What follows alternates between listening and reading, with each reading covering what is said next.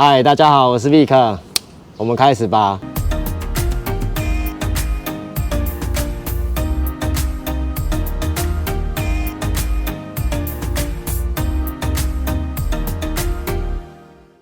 我们今天要来把 KRV 的中柱来解决一下。网络上蛮多车友都有中柱的困扰，什么困扰呢？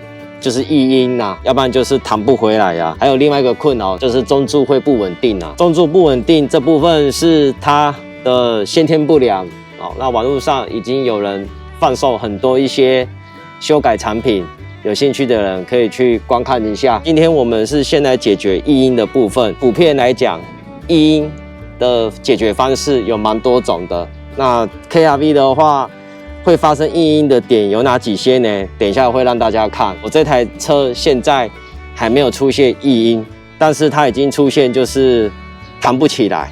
那弹不起来的原因很简单，就是弹簧磅数不够了，所以我们也会把它更换一下。好，那现在就来拆中柱，来告诉大家 KRV 会发生异音的原因是会在哪一边。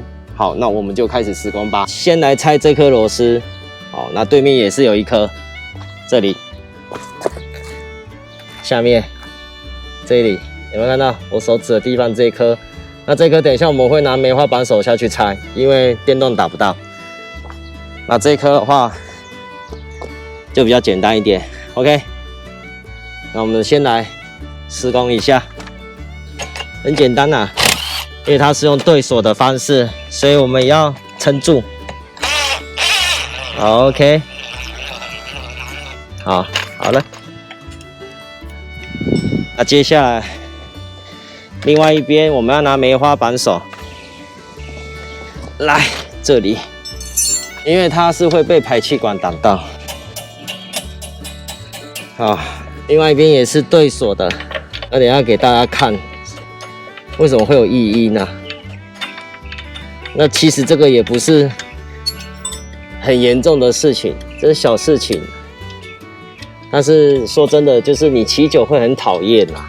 A few moments later， 我们拿下来了，来告诉各位，它异音的地方会是在哪里？各位有没有看到原本的地方？这里有个垫片，你可以看到它原本就已经有用一个塑胶套了。这个塑胶套其实就是要避免异音产生，使用久后会有一个问题发生，就是这里这个地方会扩孔，所以它会怎样？金属跟金属之间的撞击就会咔啦咔啦咔啦咔啦咔啦咔啦咔啦咔啦咔啦咔啦。第一个异音是这个造成的，第二个异音是什么呢？很简单，第二个异音是这个声音。有没有看到这里有一个铁片？你可以把这个铁片拿掉，再装回去这个扣环就好了，就不会有异音了。所以有时候是这个异音造成的。虽然它是有顶住我们的后摇臂嘛，可是我们在骑车后摇臂的震动很大，你可以听到就是这个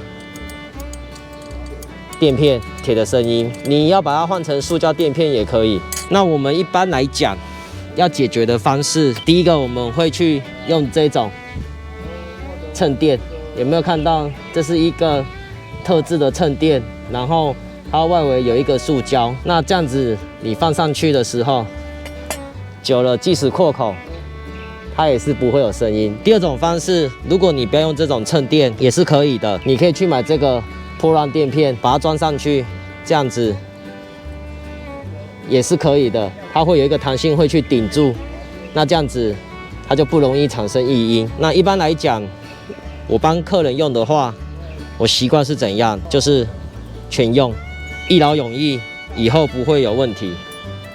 装回去，这样子就好了。那这个相关的购买网址，我会告诉大家在哪里可以买得到。网络上其实有蛮多很好的卖家都有在贩售这个东西。那我要跟各位讲，有些人都会说洗车晚啊，还是一样又回来了。当然啦，你洗车的时候就已经是把油都洗掉了啊，所以你还是要重新上油啊。你没有重新上油，它还是会卡啊。所以保养就是在这里啊。A few moments later，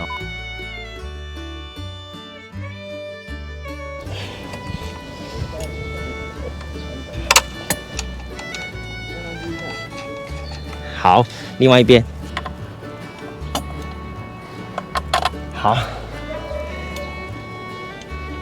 我们接下来锁紧。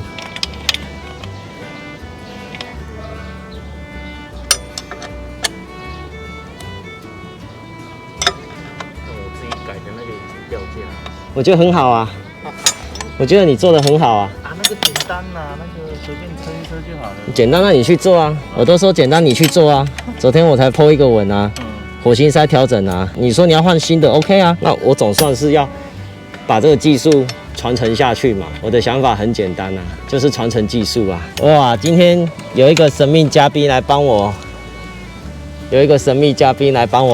固定好。好，那我们现在架起来。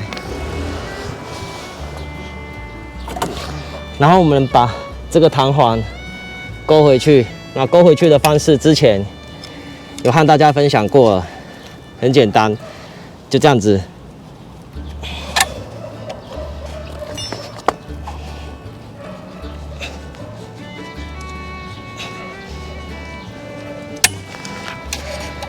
好啊，这样就完成了。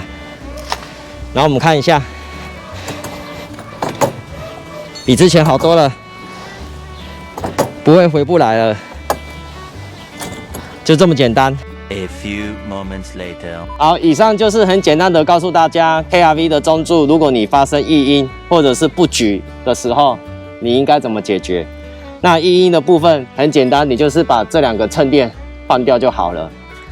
然后另外一个异音的部分也告诉大家，你只要把那个铁片拿掉就可以了。那不举的部分呢，很简单。好，把原厂的弹簧磅数换掉就可以了。